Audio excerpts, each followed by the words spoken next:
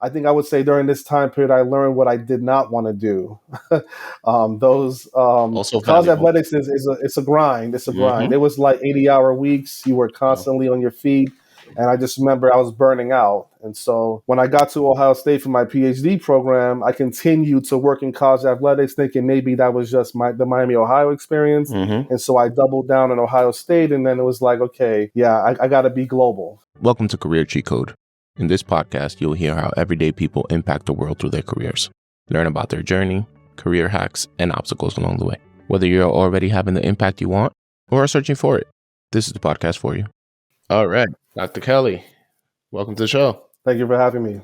Very excited. I'm very excited to have you. I know we were connected through a mutual friend, and we have some things in common, so we'll definitely get through all of that. But let's dive right in. Let's tell the world what it is you do for a living. All right. I'm Dr. Daniel Kelly II, and I am the academic director and professor of the Preston Tisch Institute for Global Sport at NYU. And this is my 5th year on the job. And prior, I was the faculty director and associate professor for the sports industry management program. So what does that mean? What do you do when you walk in on Monday? What is your job? What are you actually taking care of? What are the problems you're trying to solve? Yeah, this is one of the exciting jobs, I would say, in academia, in higher education. I get a chance to work with students, faculty, international businesses. My primary goal on each day is to make sure the students or executives that I work with have a healthy learning environment. And by that, I mean, if I'm international, I'm working with executives to help them understand executive education, and we're working on preparing them to host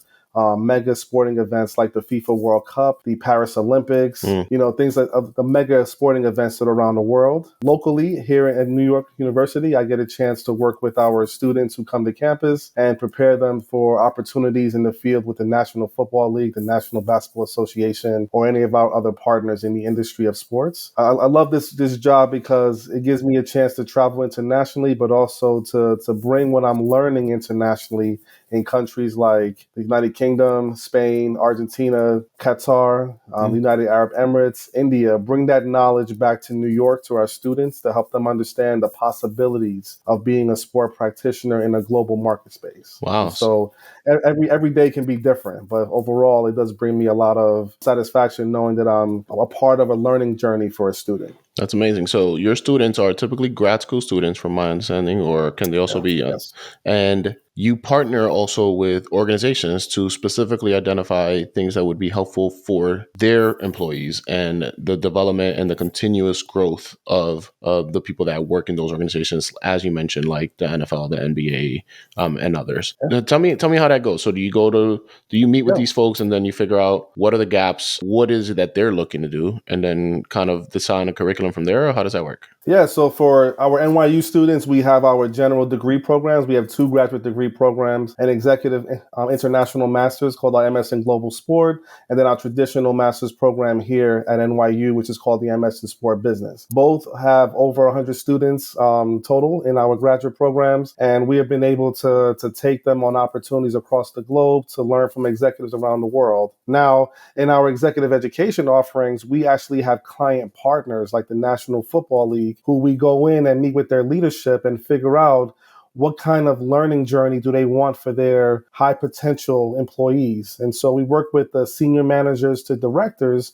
and put them on a career path for learning towards potential future roles like VP and C-suite level. And so we're developing a pipeline program that helps them to understand exactly what it takes to matriculate to the higher levels after promotion. The learning that we get from both experiences allows me to bring that to both groups of students, because my graduate students want to know what's the path to work for the NFL in a global capacity, and the NFL wants us to help their staff members to achieve that understanding of what it takes to move up to the higher levels. And so in both capacities, I would call it, I'm developing curriculum for emerging leaders in the sports business industry. So whether you already have a job or you're looking to get a job with a top-notch sports entity, I have the expertise to help you understand how to do so. That's great. Now, is this what you always wanted to do for a living? No. Years ago, I wanted to be a sports agent. I had some good mentors, especially at Miami, Ohio. I had a mentor named Dr. Joe Cox who helped me understand the possibilities of the global world and what could be out there career wise. And, he challenged me. He told me I was being too short sighted Mm, trying to be a sports agent and that I could do more. mm, I had the background. My parents are international from Jamaica. And so I was already experiencing a lot of global aspects of life compared to my counterparts. mm. And he wanted me to lean into that because he saw the potential in me having a career path similar to him. Yeah. And it worked because he was a provost at Miami, Ohio when I met him. And his mentorship has allowed me to see the possibilities of where I could go in a career in higher education, but more importantly, how as a black man with a PhD, how it's a game changer because the rooms that I go in now, the respect level is different, Mm. and the rooms that I go in, my expertise allows me to operate at a high level. And so, having a PhD, having a subject matter expertise in sport business, and being one of the top practitioners in the field allows me to know that what I'm bringing to the table is at the highest standards. That's great. So let's back up. So you mentioned your parents are international, from Jamaica. Yeah, Where were you yeah. born? Where were you raised? And high school age, what did you think you were going to Oh, be doing yeah. for a living? Parents, both Jamaican, but they spent time in the UK before making it over to the US. I was born here in the US in the Bronx, New York. Went to Frederick Douglass Academy, which was from the Bronx, New York to Frederick Douglass in Harlem. That was about an hour commute in the mornings and an hour and a half at night after basketball practice. Mm, But it was one of the best decisions I ever made because it set forth the groundwork for excellence in academia. But more importantly, it was a family environment. My basketball teammates and my coach I still talk to this day, mm, and they are as much a part of my success as I have been because I was in an environment that pushed excellence and set a foundation for an understanding of being responsible for my actions and always finding a way to be resourceful. Those are lessons that I learned walking the halls of Frederick Douglass Academy in Harlem. Back then, I'll be honest with you, I was, I was in the sports world.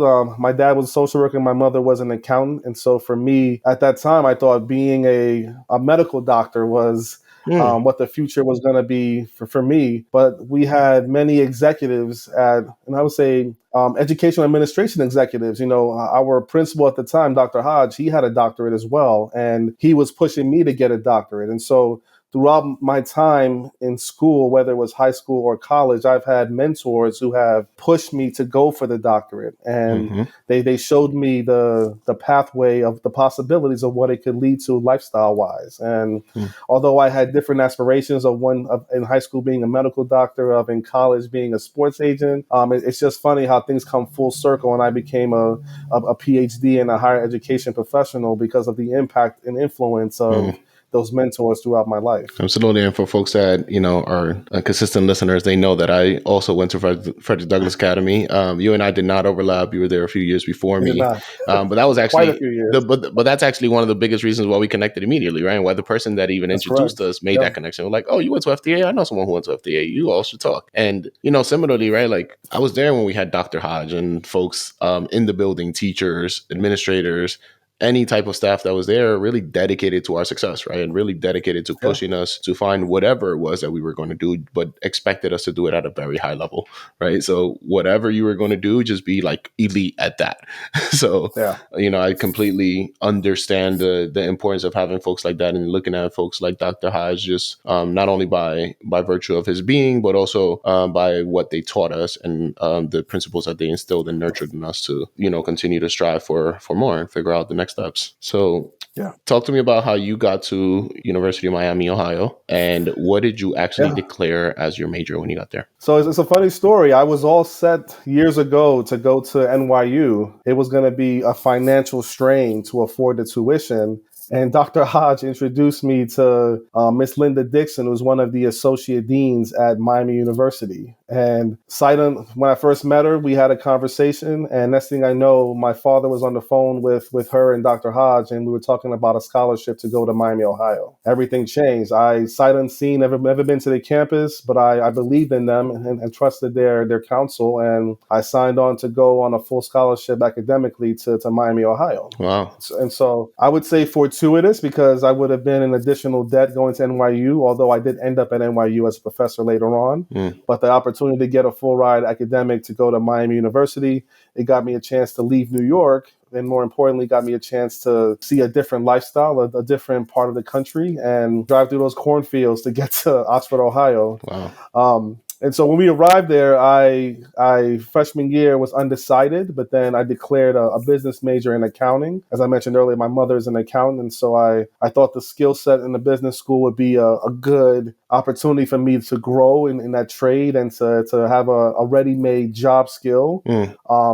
And then, of course, after meeting with mentors and having an understanding of what was of the college environment and the opportunities that were out there, I moved over from accounting to business administration, which has been a good foundation for me as I am a sport business professor now. And it's just been a good aspect to have an understanding of all the managerial functions of business and, of course, an understanding of high-level business in finance, which is my expertise, as well as in global social issues. Got it. What kind of student were you while you were in college? Were you a very involved student? Were you playing sports, intramurals, like anything? Yeah, very, very involved student. I pledged Alpha Phi Alpha Fraternity Incorporated. I pledged it so much that I became the president my senior year. It was one of the life-changing experiences because there's one thing to be a smart brother from New York in college, but then to be a smart brother who joins a brotherhood and has the support moving forward. I mean, these are friends that I've had throughout my life. And in addition to my high school basketball teammates, who some of them are actually in my fraternity in the same chapter, it's been a blessing to have that kind of support and brotherhood throughout my career. That's great. And so, that experience,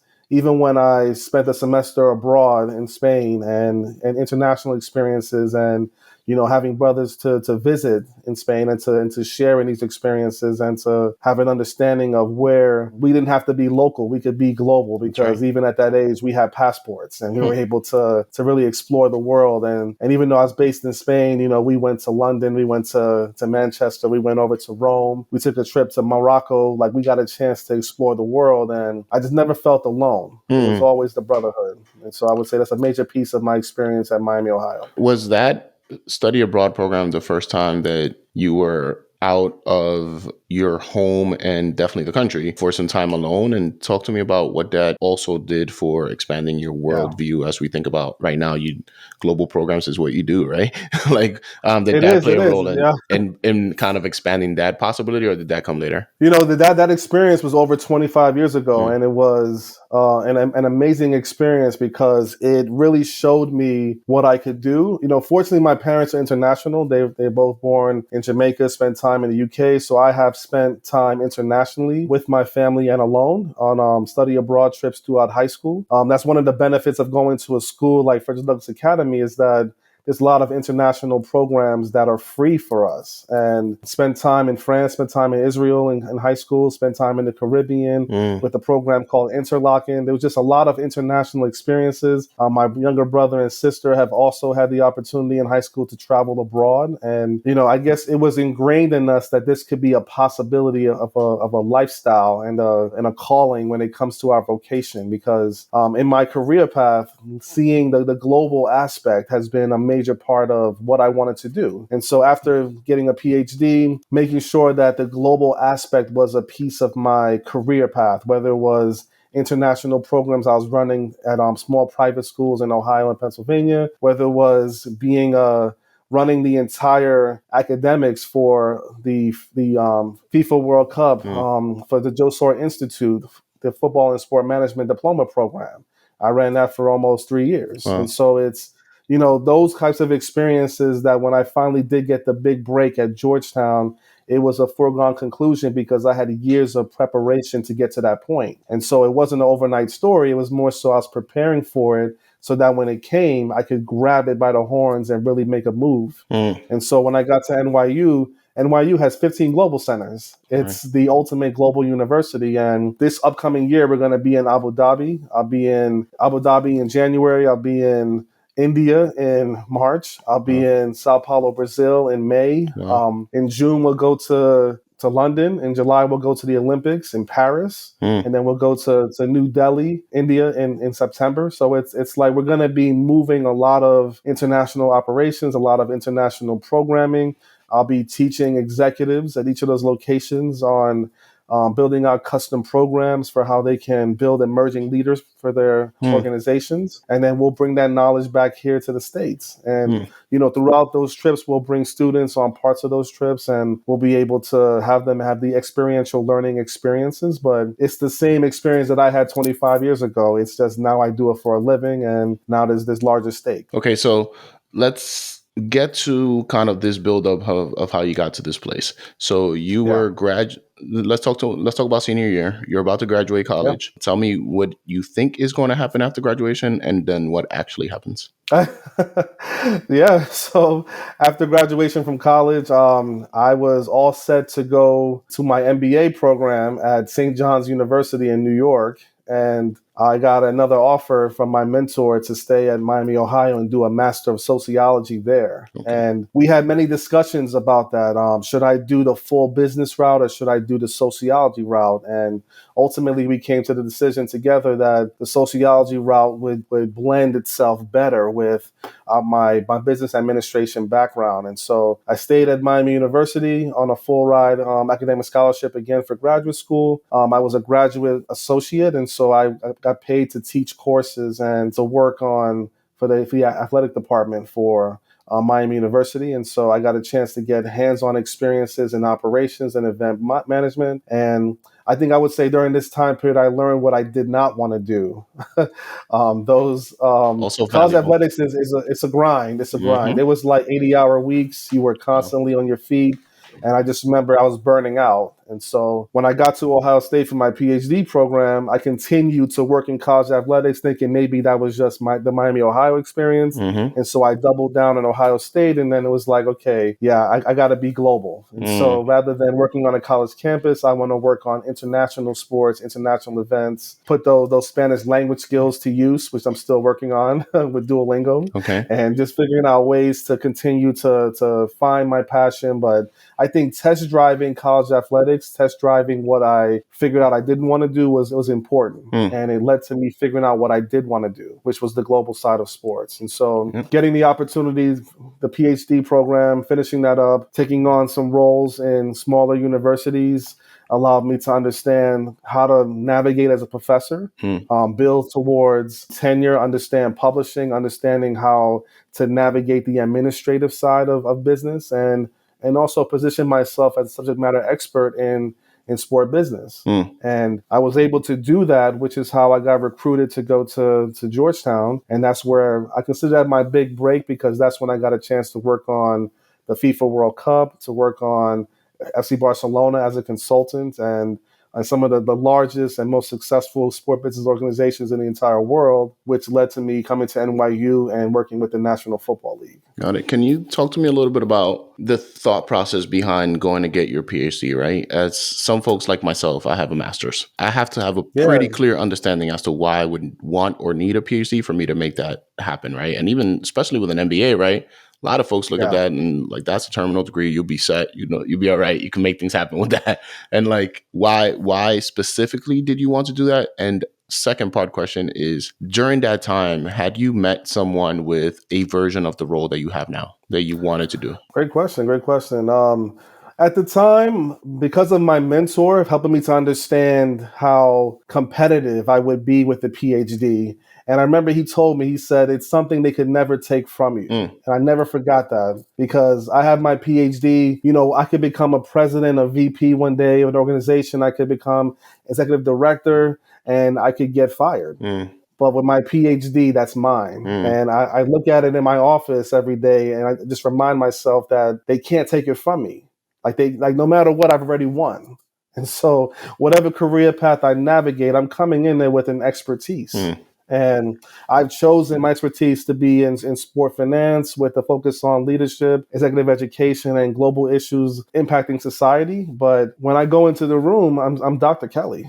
And I'm coming in there to take over. I'm coming in there to partner. I'm coming in there to get results. And I think that mentality coming in, because you'd be surprised that there aren't that many PhDs in higher education. It's a lot more MBAs. It's a lot more, psychology degrees, liberal arts, liberal studies degrees. And so having my credential is a differentiator, especially being a Black man with this credential as well, and having the experiences that I've had and the track record that I've had. It's just, it leans into respect, and I'm also demanding that respect as well. Absolutely. For part two of your question too, I did not see somebody who had the exact role that I was doing. And so for a long time, I kind of felt like I was beating my head against the wall, because it was like, I'm trying to move up, I'm trying to carve out a niche, but no one's actually doing what I'm doing. And then that became the differentiator, because then I started to lean into that I had to be the trendsetter, the one that was doing it. There's nobody that I've seen who's doing, especially a Black man in academia, who's doing research and building out executive education programs in Qatar. Absolutely. Even when I walked into the room, I was the only one. And then so I made sure to kick the door open and bring in people who looked just like me. When I got to Georgetown, they were sending over 3 white men to do the program that I was doing. And when I came over there, not only was I going on every trip to Qatar, I was bringing over a diverse slate of faculty. I was bringing over women. I was bringing over women of color. I was bringing over Latino men. I was bringing over Black men. I was bringing over, a diverse slate to show them that more than what they were seeing as the white older males, that's not the true representation of what Georgetown was teaching in the U.S. Right. The true representation was a diverse slate of faculty that came from different backgrounds, that was inclusive, and this was the true epitome of what we were bringing to the table. And that's the same thing we do for the NFL, same thing I do for Borussia Dortmund, for FC Barcelona. I bring over the true essence of who we are, which is not the traditional what you see on TV. Right, which I think there's dual value there, right? Like there's value in the way that you all stand out as the brand, which at the time was Georgetown, now NYU. Yeah. And also representative of, you will bring those perspectives when you think about designing curriculum, designing courses, designing anything for their employees, right? Like if you all have the diversity within the team to really think through things a little differently, like there's a lot of value in that, I would imagine, as an organization that is working with you all as partners. Yeah, but I mean, they also have to see that as well. And I think, when they first see me on paper, they think I'm a white Irish guy, Daniel Kelly.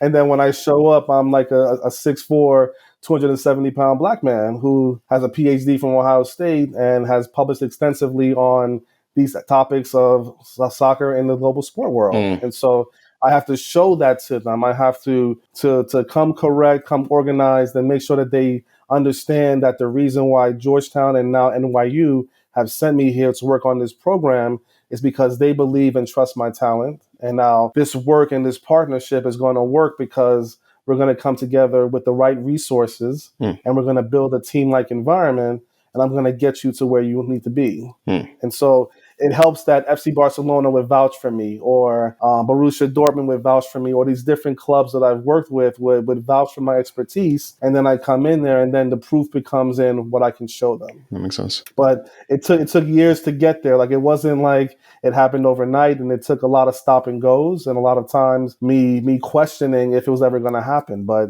it took a while, but it did. Can you talk to me about the favorite part of your role? What do you mostly like about what you do? Yeah, I love the chance to be in the classroom. I think, there's a lot of administrative aspects that go into getting there, and a lot of politics and strategy and planning. But when we finally get there with the emerging leaders, whether it's the students at NYU or it's the executives in different countries, or with the NFL, when we're in the classroom, it's the purest communication. It's the purest experience. And we're getting a chance to dive deep into topics of leadership and to help them understand the nuances of leadership. I focus heavily on the 3 main components of employee success, I call it. And so, for the most part, confidence has been the foundational key for those who find success and those who don't. And by confidence, it means balancing these 3 aspects: effectiveness, social networking, and political strategy. Essentially, especially people of color, we know how to come in and do the job. We know how to be effective, but at times we're probably not networking as well as our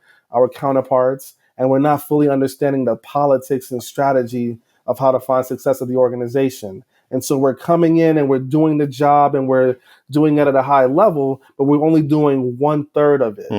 And so understanding that you have to do the job, you have to network and build social capital, and you have to understand how doing the job and your network are going to help you understand the political strategy of the organization. Doing those three things in the classroom, that's how nothing beats that. When students figure out that piece, it's like the light bulb goes off in their head. It's like they have all these ideas and then they start to pivot and change their approach and how they're understanding their career path, how they're understanding managing up to the leadership, or they're understanding office politics and how to survive. And I think that's what I've learned throughout my career path. And I know it's a small piece of what I do, but when I get a chance to be in the classroom and go over that lesson, that's my favorite lesson in the job. And Dr. Kelly, you and your team over there, right? Like you all are building a roster basically of professionals and executives that are going to continue to like not only run and operate, but also lead organizations,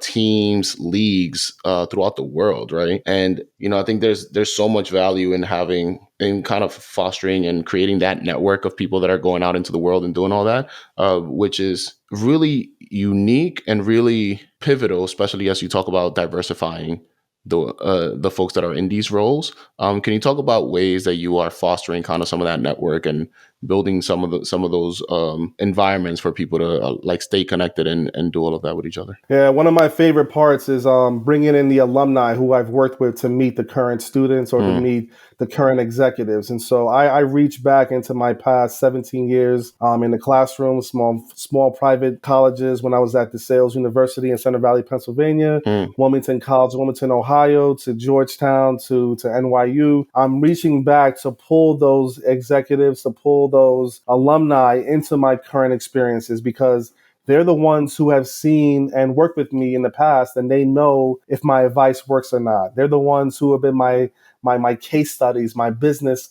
cases on success. And they're the ones who can come forward and explain to my current group what's working and what's not working and the role I played in that experience. And so that full circle experience has been great because I've learned from those experiences. There are students I've had 17 years ago who were close to my age who are now executives in industry and sport. And so I bring them into the classroom and they can help me, especially when we go international, because I've worked in international universities. So I have executives who have worked in the FIFA World Cup, who've worked for large-scale soccer organizations in Brazil, who have worked in soccer organizations in Argentina. I bring them into the classroom and then they can explain what has worked. And then they start bringing up terms like authenticity, terms like effectiveness, social political strategy, and so, or stakeholder salience. And then the students are hearing those terms from me, and then they're also hearing it backed up by the guest lecturers or the people, the alumni who I'm bringing in,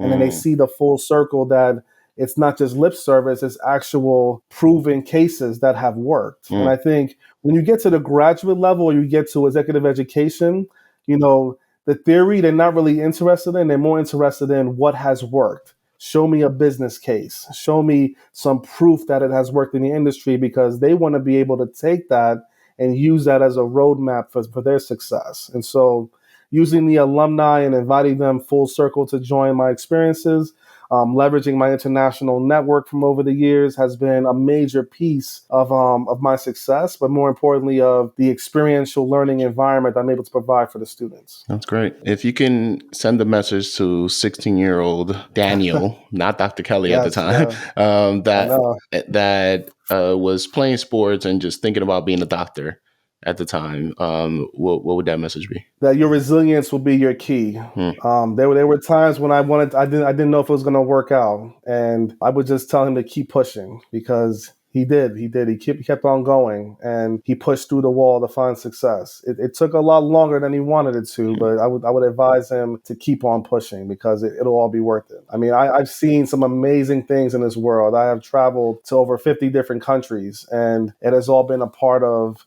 educational experiences that have been free, that have been a part of my job description. And it's been something that I have loved and enjoyed. And And while the speed and pace have increased and the stakes have increased to FIFA World Cup and to Olympic levels, it's still been the same thing. It's been about doing the job. It's been about building relationships. And it's been about understanding the politics and strategy. It's been about those three things. Wow. And on the topic of building relationships, you mentioned some of this earlier, but it seems like you've always been good at one, identifying and two, maintaining mentorships or like a mentor relationship. Yes. Can you talk about how you're able to find those folks and how you're able to keep them around in your life to continue to provide that support, that advice throughout your career and through your life? No, thank you for saying that, because I think people feel like it's supposed to happen organically, and I have been very purposeful about it. I've sought out the mentors. I think years ago I stopped expecting a mentor at the job I had,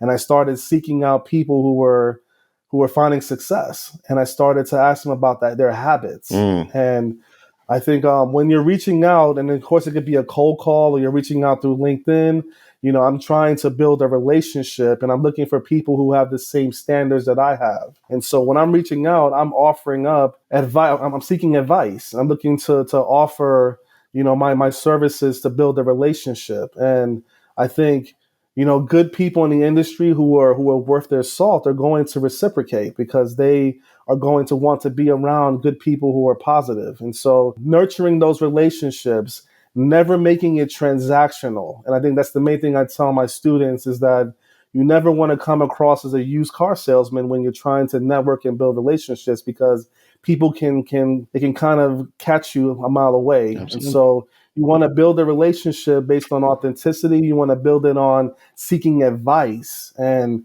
you're looking for what habits did you build towards your success, because you want to emulate those types of habits. And I think for a lot of my students and executives, and they're looking to get there as fast as possible, I always tell them that things organically build the same way it happens in your personal life as it does professionally. And you have to make the right decisions, but also be willing to be humble enough to make a mistake and to apologize and to not come across as transactional. And so it's been a lot of trial and error over the years, but I've been happy to say that I do have a board of directors in my network, those that I have looked out to from when I make important decisions, those who I gauge if I'm on the right path or not. And that board of directors has maybe adjusted a bit over the years, but for the most part, it's the same 3 or 4 people who have been pivotal to my success. And I think as you grow, you're going to add people to that list, remove them from the list. But more importantly, you should have those people who help you make decisions and provide the advice. Absolutely. And on the spirit of not being, transactional, right? Like, I think there's also value in not making it too formal, right? Like when especially if you're just reaching out to someone, like asking for someone to be a mentor, that sounds like a lot of responsibility, right? Versus asking for a conversation because you're seeking for advice. And I found that people are much more receptive to that. And then from there, you can build organically and build more, naturally.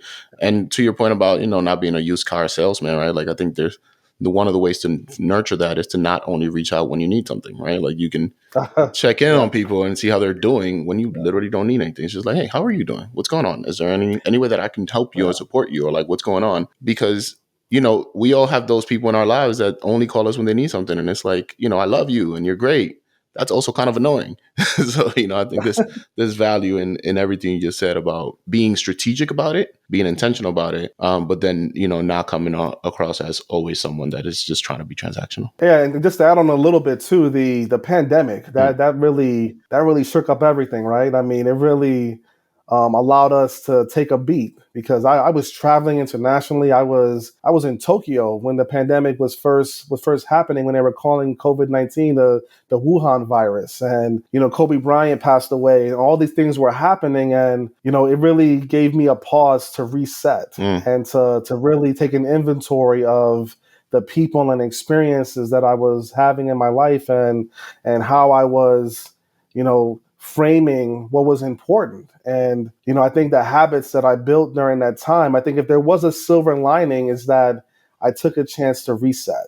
And that has been so helpful in organizing, who was important, my board of directors, and where my energy was going. And so I think I hope that other people have been able to find that silver lining, because that was a tough time for all of us. But I think during that pandemic time, that was something that I really leaned on to really reset and organize my board of directors and my networking. I love that. And I strongly encourage anyone listening to, you probably already have a board of directors, you just don't identify them that way. But I think Correct. understanding Yeah. that and understanding the value that they bring to your life and somewhat structuring it and being intentional about it is super important. I think it's really important to talk about salary.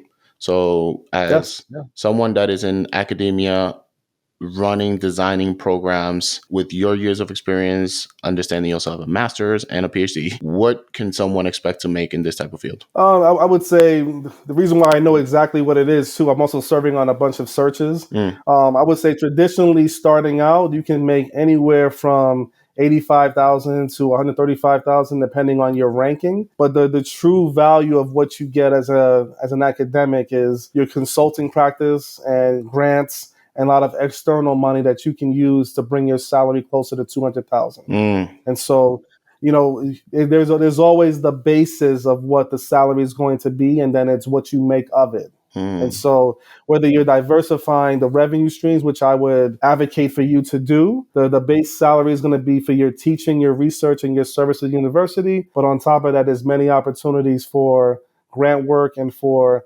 international consulting opportunities that can also be a significant chunk of additional revenue that you'll bring in. And so at my level, I've been doing this for 17 years. And so, my salary can range above the 200,000 range into higher levels. mm. But then there's also people who have been able to make 300,000 or 400,000 based on roles as the dean of a school or as a university president. And so Mm, I think long gone are the days where you see the poor college professor.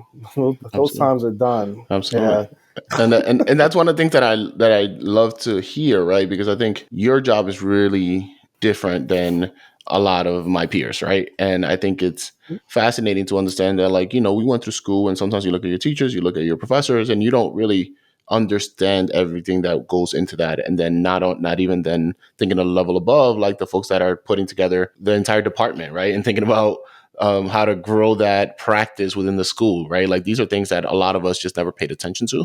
But then also Yeah. thinking and acknowledging like you can make a good living while doing that. And it's all work that allows you to travel and see the world, allows you to Yeah. really continue to hone in and be and remain an expert in your field and really create that network of professionals and executives that are going to go out into the field. And that I think is a really both rewarding and rewarding job, right?